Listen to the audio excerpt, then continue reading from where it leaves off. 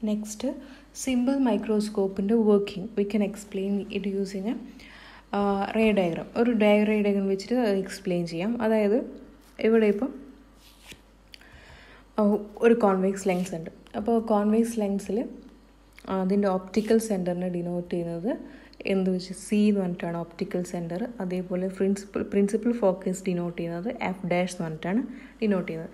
ഇനി നമ്മുടെ ഒബ്ജക്റ്റ് എവിടെയാണ് പ്ലേസ് ചെയ്യുന്നത് വെച്ചാൽ in between F dash and C, optical സെൻറ്ററിനും അതേപോലെ പ്രിൻസിപ്പൽ ഫോക്കസിനും ഇടയിൽ നമ്മൾ എ ബി എന്ന് പറഞ്ഞ ഒരു സ്മോൾ ഒബ്ജക്റ്റ് വെച്ചു.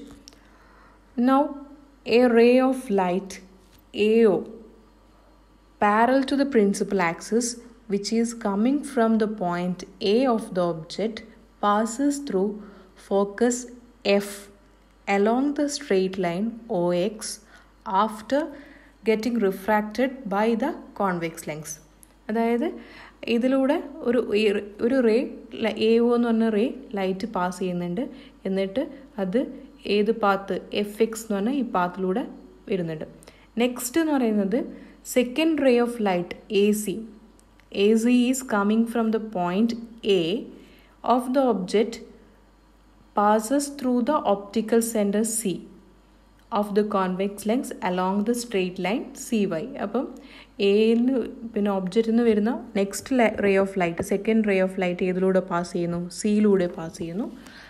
പിന്നെ first ray of light A എന്ന ലൈറ്റ് ഓയിലൂടെ പാസ് ചെയ്ത് എഫിലൂടെ പാസ് ചെയ്ത് FX അതിലൂടെ അങ്ങ് പോവുകയാണ്. അപ്പോൾ ഈ രണ്ട് ലൈൻസിലും നിങ്ങൾക്ക് കാണാൻ പറ്റും അത് രണ്ടും ഡൈവേർജിങ് ആണ്, കൺവേർജിങ് അല്ല. അതായത് രണ്ടും മീറ്റ് ചെയ്യില്ല.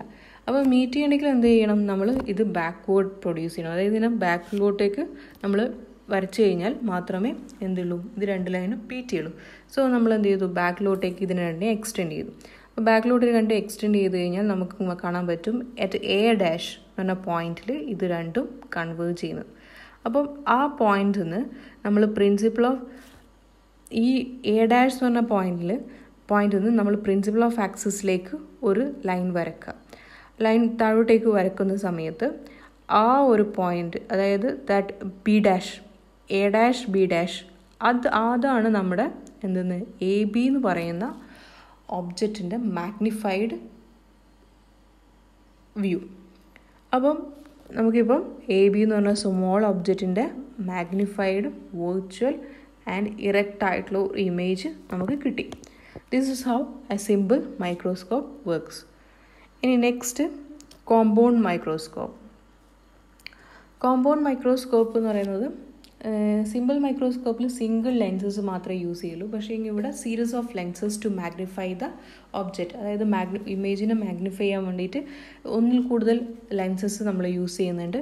ഇപ്പം അധികമായിട്ടുള്ള കോമൺ ആയിട്ട് യൂസ് ചെയ്യുന്ന ഒരു മൈക്രോസ്കോപ്പാണ് കോമ്പൗണ്ട് മൈക്രോസ്കോപ്പ്. ഇനി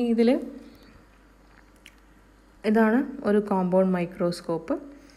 അപ്പം you can see there are two lenses. One is I Ps lens and other one is objective lens. Here objective lens, അതിന് താഴെയാണ് സ്പെസിമെൻ. നമ്മുടെ ഇമേജ് എന്താണോ വ്യൂ ചെയ്യേണ്ട ആ ഒബ്ജക്റ്റ് പ്ലേസ് ചെയ്യുന്നത് സ്പെസിമെൻ. അപ്പോൾ ഇതാണ് ഒരു കോമ്പൗണ്ട് മൈക്രോസ്കോപ്പിൻ്റെ പിക്ചർ. നെക്സ്റ്റ് ഇതിൻ്റെ വർക്കിംഗ് എങ്ങനെയാണെന്ന് നോക്കാം. സോ ഇതാണ് ray diagram of a compound microscope. അപ്പം കോമ്പൗണ്ട് മൈക്രോസ്കോപ്പിൻ്റെ നമ്മൾ ഒബ്ജക്റ്റ് എവിടെയാണ് പ്ലേസ് ചെയ്തിരിക്കുന്നത്? ഇപ്പോൾ രണ്ട് ലെൻസസ് ഉണ്ട്. ഞാൻ പറഞ്ഞു, ഒന്ന് ഐ പീസ് ലെൻസും ഉണ്ട്, ഒന്ന് ഒബ്ജക്റ്റീവ് ലെൻസും ഉണ്ട്. അതായത് these two lens, I Ps lens and objective lens. അപ്പം ഈ ഒബ്ജക്റ്റീവ് ലെൻസാണ് ഫസ്റ്റ് കാണുന്നത്, സ്മോൾ വൺ. അതാണ് ഒബ്ജക്റ്റീവ് ലെൻസ്. അതിൻ്റെ ലാർജർ വൺ ആണ് നമ്മുടെ ഐ പീസ് ലെൻസ്. നെക്സ്റ്റ്, അപ്പം നമ്മൾ ഓരോ ഒബ്ജക്റ്റ് പ്ലേസ് ചെയ്യണം. അതായത് നമ്മൾ വ്യൂ ചെയ്യേണ്ട സ്പെസിമെൻ പ്ലേസ് ചെയ്യാണ്. എവിടെയാണ് പ്ലേസ് ചെയ്യുന്നത് വെച്ച് കഴിഞ്ഞാൽ it's outside the principle of focus. അതായത് F0ൻ്റെ ഔട്ട്സൈഡ്. അതായത് നേരത്തെ സിമ്പിൾ മൈക്രോസ്കോപ്പ് നമ്മൾ എവിടെയായിരുന്നു? ഈ ഒപ്റ്റിക്കൽ സെൻറ്ററിൻ്റെയും ഫോക്കസിൻ്റെയും ഇടയിലാണ് പ്ലേസ് ചെയ്തിരിക്കുന്നത്. ഇപ്പം ഔട്ട്സൈഡ് ഓഫ് F0 ആണ്. അപ്പോൾ എന്താ സംഭവിക്കുകയെന്ന് വെച്ച് കഴിഞ്ഞാൽ, അപ്പം നമുക്ക് കിട്ടുന്ന ഇമേജ് എന്ന് പറയുന്നത് ഒരു റിയൽ ആൻഡ് ഇൻവേർട്ടഡ് ഇമേജ് ആയിരിക്കും, മാഗ്നിഫൈഡ് ആയിട്ടുള്ളൊരു ഇമേജ് ആയിരിക്കും. അത് ദാറ്റ് ഈസ് I1. അപ്പം നമുക്ക് ഇപ്പോൾ ഒരു ഇമേജ് കിട്ടി. That is real and inverted magnified image ആണ്. That is I1 is formed between these two lens. അതായത് ഒബ്ജക്റ്റീവ് ലെൻസിനും ഐ പീസ് ലെൻസിനും ഇടയിൽ ഒരു ഇമേജ് വന്നു I1. ഇനി next magnified image I1 act as an object for the eye piece lens. അതായത് ഈ ഐ പീസ് ലെൻസിന് ഈ I1 എന്ന് പറയുന്നത് ഒബ്ജക്റ്റായിട്ട് ആക്ട് ചെയ്യും. അപ്പോൾ I1 എന്ന് പറഞ്ഞ ഒബ്ജക്റ്റായിട്ട് ആക്ട് ചെയ്യും.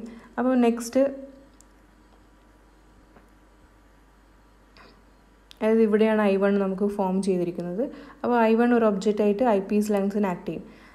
ഇപ്പം ഈ ഐ പീസ് ലെൻസ് നമ്മൾ അഡ്ജസ്റ്റ് ചെയ്യുക, അതായത് മൂവ് ചെയ്തിട്ട് ഇത് I1 എന്ന് പറഞ്ഞ ഇമേജ് നമ്മുടെ ഐ പീസ് ലെൻസിൻ്റെ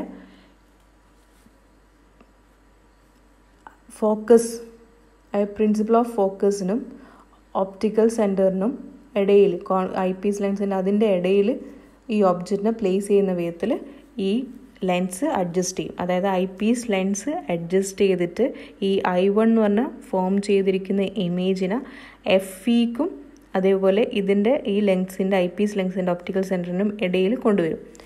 നെക്സ്റ്റ് നമുക്ക് നേരത്തെ സിമ്പിൾ മൈക്രോസ്കോപ്പിൽ കിട്ടിയ പോലെ തന്നെ ഒരു ഇമേജ് നമുക്ക് ഇവിടെ കിട്ടും. ദാറ്റ് ഈസ് I2 മാഗ്നിഫൈ ചെയ്ത ഒരു ഇൻവേർട്ടഡ് ഇമേജ് നമുക്ക് ഇവിടെ കിട്ടും. That is I2. This is how a simple microscope, and compound microscope works.